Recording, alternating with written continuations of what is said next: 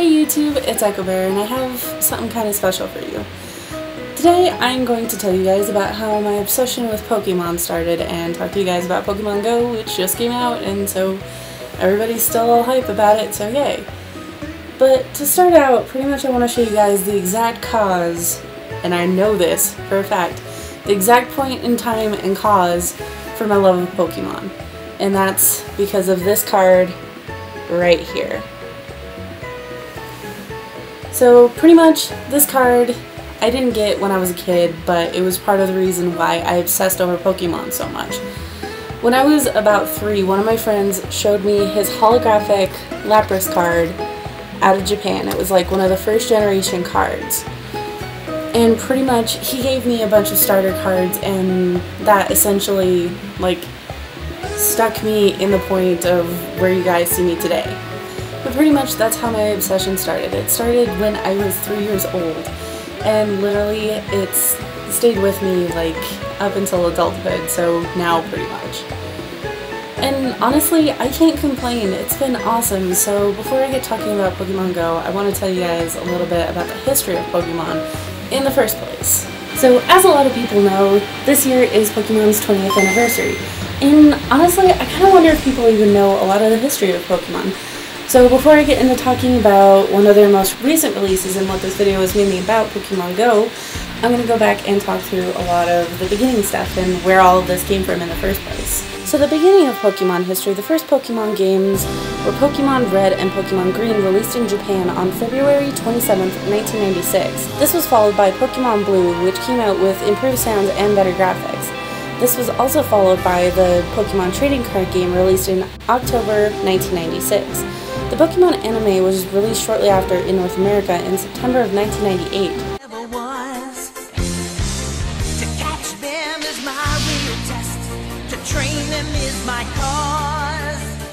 The second generation of Pokemon came about with the Gold and Silver games in 2000 in America. The third gen gave us Ruby and Sapphire in 2003. 2004 saw the re-release of Red and Green as Fire Red and Leaf Green. The fourth generation of Pokemon was Diamond and Pearl.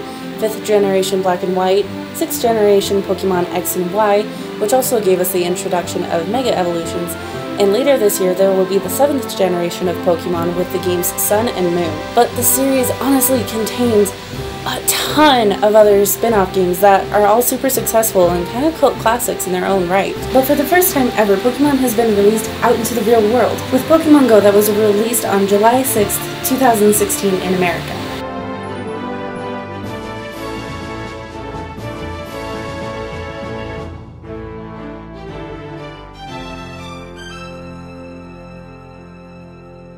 And honestly, there's one thing I want to point out before I continue on with this review / history of this game.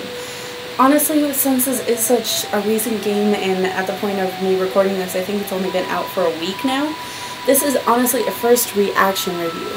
I am going to come back to this later after a few months have passed, after they've worked out some kinks and bugs, and come back and see if it holds the same weight that it does now, and if it's still as massive of a social movement as it is now. The idea for the game was conceived in 2014 by Satoru Iwata of Nintendo and Tetsukazu Ishihara of the Pokemon Company as an April Fool's Day collaboration with Google called Pokemon Challenge. In 2015, Ishihara dedicated his speech at the game's announcement on September 10th to Iwata, who had died 2 months earlier. The decision to create Go Plus rather than create a smartwatch app was to make the app more available to users who normally couldn't afford something as expensive as a smartwatch. Niantic used data from its previous 2012 augmented reality game Ingress to populate the locations for Pokéstops and Gym within Pokemon Go. Honestly, I don't think anyone could have really expected where Pokemon Go was going to go, ironically enough as that sounds. And while I'm not sure about this, Pokemon 20th Anniversary Super Bowl commercial seems very close to what Pokemon Go has accomplished, which is large groups of people getting together and playing Pokemon from all over the world and interacting through Pokemon. And the nerd in me was honestly nearly brought to tears the first time I saw it. That's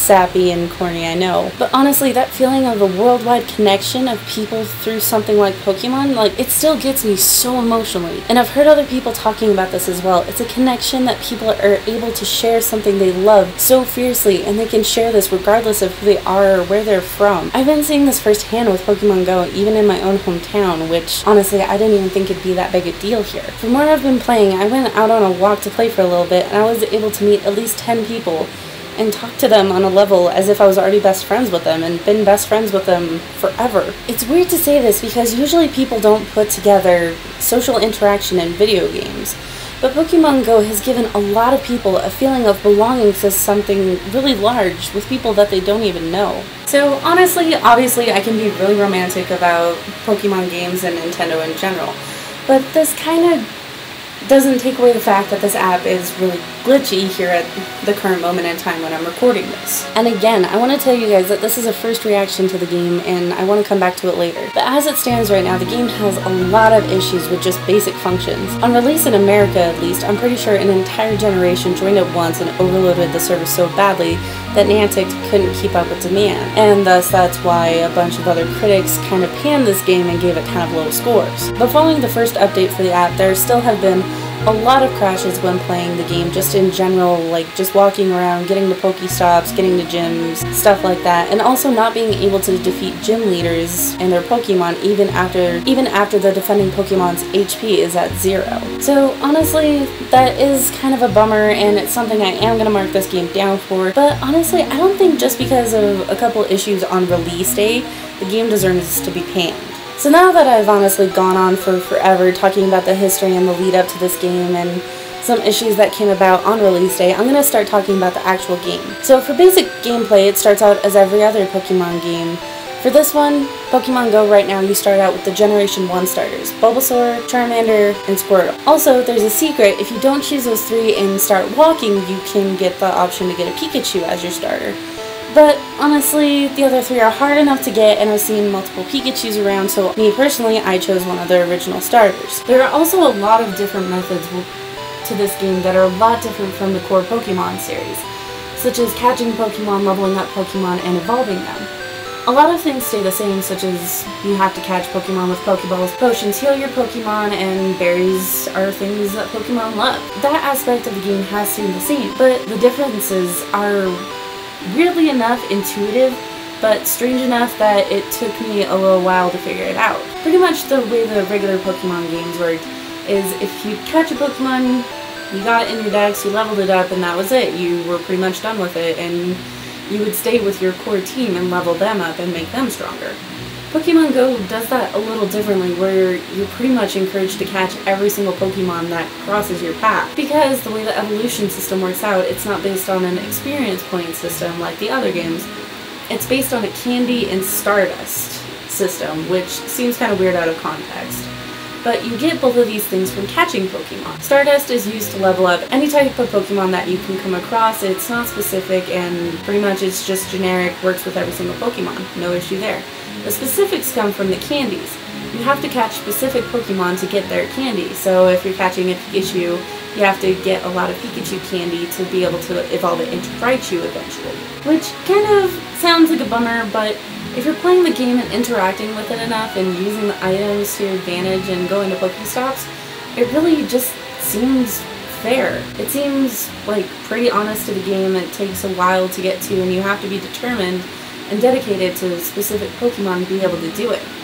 Now, that does come with the fact that you have to pick and choose which one you keep because of their combat power. A lot of times I would name a Pokemon and get kind of attached to it, but then I'd find one of the same type that have a higher CP or combat power, and so I'd kind of have to rename it and get rid of the one that I originally liked. So it's kind of a weird combination of not getting attached to the specific Pokemon, but getting attached to the type of Pokemon, more or less. And honestly, I could pretty much go on forever about the mechanics of just catching Pokemon and all of the nuances that are going into this game and all of the little bits and pieces here and there, but honestly there's a ton of forums out there, and I kind of just want to stick to the main core gameplay aspects of it, so I'm going to move on. Another one of the new features to the Pokemon Go games that we haven't seen in other Pokemon games are the Pokéstops. Like I said earlier, Niantic used information from the previous game Ingress and integrated it so Pokéstops are interesting points in your town or wherever you're playing. You go to those Pokéstops, you spin the sign, and you get items from them. Players can also use what are called lure items, which pretty much make it a Pokemon hotspot. Rare Pokemon will show up to these spots, as well as a lot of people just in general because they are hotspots. What you see at Pokéstops kind of varies, because sometimes it'll be something cool like, oh hey, here's this gigantic fountain, that's cool. And other times it'll be like, it's a bench. This is a bench. Why am I looking at a bench? Okay, whatever, I got an egg, whatever, let's move on. So pretty much what you're going to find at Pokéstops can vary depending on where you are, but overall I think it's been kind of fun to see what in my town Ingress thought was interesting. And also discover new and interesting things around my town that I haven't seen even though I've lived here my entire freaking life. The next thing to bring up are gyms and the team system. In Pokemon Go, there are gyms that are also placed at major landmarks. When you take it over, you're essentially claiming it for your team. There are 3 teams in Pokemon Go. The teams that you can pick from are Team Red, which is Team Valor, Team Yellow, that is Team Instinct, and Team Blue, which is Team Mystic. And honestly, there's kind of been a friendly rivalry going around, but people can get a little intense about it, so there is going to be pushback from the other teams no matter which team you choose. Honestly, I see a lot of people being like, which team should I pick? I want to pick the good team, I want to pick the best team. But honestly, all of them are good, and I would recommend, if you have a group of friends that are playing this app, choose the same team as them. So pretty much, like, no matter what you do, you can go run around the city with your friends and go take down gyms together. So that's honestly a really fun aspect to it, is it just involves people together no matter what team you're on. And also, the way battles work in this game are a lot different than the original games. Usually the original games worked on a turn-based system. This game is actually putting Pokemon into like a live, real-time battle sequence, which is interesting and really fun at the same time. Pretty much what you have to do is you tap on the screen to fill up a bar, you use the base attack for everything else, and once the bar fills up, you get to use the Pokemon's main attack, which is usually more powerful and honestly kind of more interesting to see. But it kind of turns into a spam fest of just tapping your screen until you beat the other Pokemon. And also, you get benefits from holding gyms. If you hold it for a certain amount of time, you start to get items and other bonus perks from holding that gym as long as you have. So there is a genuine desire and benefit to holding a gym, and it's not just a social status. Which honestly, being able to go up to your parents who are understandably confused about why you're still into Pokemon when you're in college, and being able to be like, Mom, I'm a gym leader! After loving this game for 20 years. It's satisfying and weird at the same time. That's all I can say. And usually, I know in a lot of other reviews and in a longer review that I have coming up, I usually pan microtransactions, which this game does have. You have options to buy stuff within the game, but it doesn't really take away from the gameplay, if that makes sense. All of the items within the game are easily obtainable within just leveling up and playing and visiting Pokéstops. So the game doesn't become unfair if people do use the microtransactions. They will move up a little faster and possibly will have more Pokemon and stronger Pokemon than you do, but it isn't a pay-to-win system. You still have a fair chance of getting really good just through dedication and hard work. And honestly, it doesn't really reward you that much for purchasing these items. It just is kind of like, oh, you're out of Pokeballs and what up, you have a Lapras in front of you and you really want it. Spend $1, get some Pokeballs, catch your Lapras, happy Echo Bear. I actually still haven't caught a Lapras in my game. I'm really sad. So honestly, what I see now is kind of an unpolished game that has honestly become a social phenomenon. It's really fun, it's really interesting, I love the social aspects of it. I can't get over that part of just the amazing sense of community that has come out from this game. And the honestly outpouring of love for this game that has also come out of it. I've talked about what I see as issues, and honestly, those are things that can be fixed. Honestly, I'm amazed that Niantic handled this as well as they did, because a lot of games that I've run into that have this issue, it's just kind of like, well, come back when it's not busy. But they're actively trying to improve on this game, and they want to make this a really good experience for people who play it. That doesn't take away from the issues that are there now that make gameplay hard or frustrating, but it's forgivable because they are trying and actively trying to fix it. So for now, since this is a review, I'm going to give it an 8 out of 10. It's an amazing social phenomenon, so I don't want to pan it, but there are problems with it, and I would really like to see those fixed. Again, once again, this is a first reaction video, so I've only had this game for a little while, and I want to see what they can do with it in the future, and I will come back to this and talk about it again. So thank you guys so much for watching. Make sure you watch to the very end of this video, all the way at the end, because I'm gonna do something really silly that I may regret later. But yeah, thank you guys so much for watching. Make sure to like and comment down below, hit subscribe, all that fun stuff. I might do this later, but I'm gonna do it now. If I used any of your footage or screenshots for this video, I want to thank you so much. It means the world to me. You guys are so nice and so helpful, and I've been so excited for this review, can you guys tell? But yeah, as always, thank you guys so much. I hope you like this. Let me know what you think down in the comments. And yeah, I'll see you guys in the next video. Bye! Hey YouTube, one last little thing I have. I know I mentioned earlier about the shoutouts, but I wanted to give a specific shout out to Shorty Bishop, who is absolutely amazing. Go follow her. Her Twitter handle is @theshortybishop.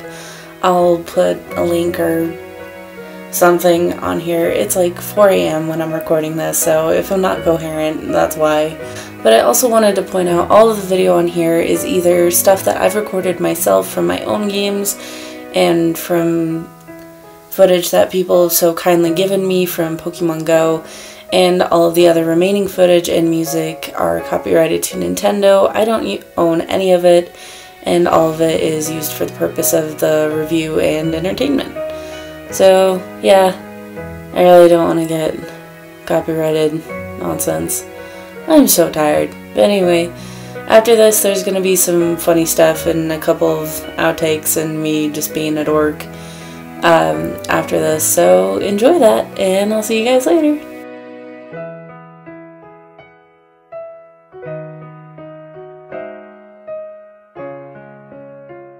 I've waited for this moment, so let's settle it in Spanish. Pokemon Go teams be like, you have miscalculated, and that is your grave mistake, for I am the superior trainer, you peasant, here to educate you on the unpleasant truths of this world. Mystic is clearly above you, and only the naive can see that. I mean, really, gosh, I can't believe how stupid Instinct is, and how rude and blah blah blah blah Valor is, and meh meh meh meh. Hey pal, let's just have a jolly good time. Please don't hurt me. I work at a Walgreens. I haven't slept in 40 hours. I can't feel my legs, and I drove directly into an Old Navy for a Squirtle.